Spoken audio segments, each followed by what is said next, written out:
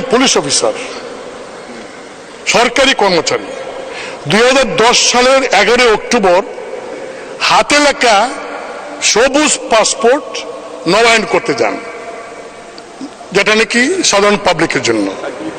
সরকারি কর্মচারীদের জন্য কিন্তু নীল পাসপোর্ট, এবং তিনি সেটা নবায়ন করেন। মানে স্পিকার, তিনি যখন ডিজি র্যাব তখনও সেই সবুজ পাসপোর্ট, এবং সেইখানে কি লেখা, পেশা হিসাবে প্রাইভেট সার্ভিস।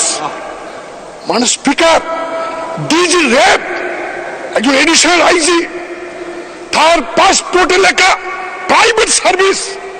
কি আশ্চর্য, এটা আমরা কেউ খেয়াল করলাম না। মানে স্পিকার শুধু তাই নয়, আইজি, তিনি আইজি থাকা অবস্থায় তার সেই সবুজ পাসপোর্ট, এবং তিনি বিভিন্ন সময় দেশে গেছেন, বিদেশে সবুজ পাসপোর্ট দিয়ে। ইমিগ্রেশনে এন্ট্রি আছে সবুজ পাসপোর্টের, প্রাইভেট সার্ভিস। কি সর্বনাশের কথা। মানুষ স্পিকার, সারা দেশে মানে একটা বিষয়। আমরা জানি এই আওয়ামী লীগ সরকার একজন প্রতিমন্ত্রী ছিলেন, তার রেড পাসপোর্ট ছিল এবং সবুজ পাসপোর্ট ছিল।